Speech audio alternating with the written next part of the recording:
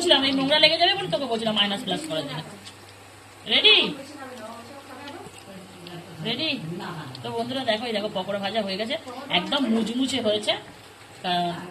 মুচমুচে এখন তো একটু শীতকালে এই ধরনের খাবার খেতে ভালো লাগে। আর এটাকে আবার ক্রস করবো হাত দিয়ে।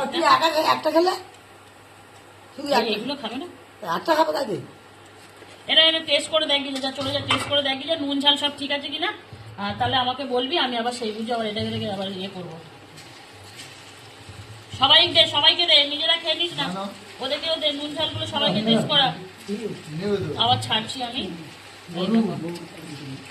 আমার করে খাওয়াতে ভালো লাগে, আমার খাওয়াচ্ছে করে খাওয়াতে ভালো লাগে।